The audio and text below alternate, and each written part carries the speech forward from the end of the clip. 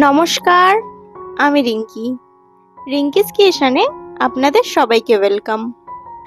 আজকের ভিডিওতে আমরা জানব বর্ষার আগে যেই জৈব খাবারটি ছাদ বাগানের গাছেদের অবশ্যই দিতে হবে। বর্ষা হচ্ছে গাছের বাড়বাড়ন্তের আদর্শ সময়, আর এই বর্ষার সময়ের আগে যদি গাছে ঠিক মতন খাবার দেওয়া হয় তাহলে ফল, ফুল এবং পাতা সবকিছুই হবে স্বাস্থ্যকর এবং ঘন। বর্ষার আগে গাছে খাবার দেওয়ার একমাত্র উদ্দেশ্য হলো গাছের গোড়ার মাটিকে পুষ্টিকর করে তোলা, কারণ বর্ষায় মাটি থাকে সিক্ত এবং গাছ তখন সহজেই পুষ্টি শোষণ করতে পারে। চলুন তাহলে এবারে দেখে নিই কিভাবে বানাতে হবে এই মিশ্র খাবার।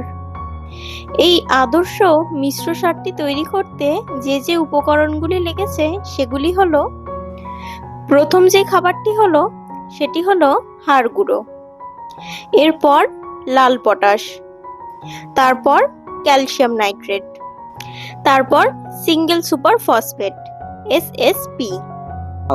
এই সমস্ত সারগুলি আমি হাফ কেজি করে নিয়েছি। এরপর নিয়েছি 100 গ্রাম এপসাম সল্ট, তারপর নিয়েছি 50 গ্রাম হিউমিক অ্যাসিড, তারপর নিয়েছি 100 গ্রাম ডিওপি। এর সঙ্গে অল্প কিছু চুনও মিশিয়েছি। এই সমগ্র মিশ্রণটির সঙ্গে আমি 5 কেজি ভার্মি কম্পোস্ট মিশিয়েছি এবং তার সঙ্গে হাফ কেজি সরিষার খোলের গুঁড়ো।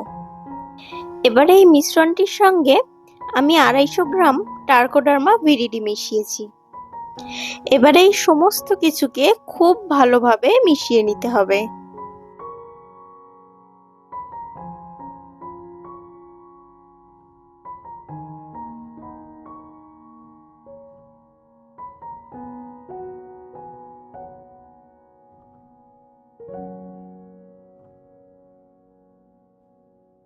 এবারে এই মিশ্রণটির সাথে আমি হালকা জলে স্প্রে করে দিচ্ছি, যাতে এই মিশ্রণটির মধ্যে ময়েশ্চার বজায় থাকে। এই মিশ্রণটিকে এবারে আমাদের একটি পাত্রের মধ্যে 1 মাসের জন্য ঢাকা দিয়ে রেখে দিতে হবে। 1 মাস পর এই মিশ্রণটিকে আমরা গাছে ব্যবহার করব। 1 মাস পর এই মিশ্রণটিকে আপনারা সমস্ত গাছের গোড়ায় খুব ভালোভাবে দিয়ে দেবেন। গাছের গোড়ার মাটি হালকা খুশে তারপরে এই মিশ্র খাবারটি আপনারা প্রয়োগ করবেন।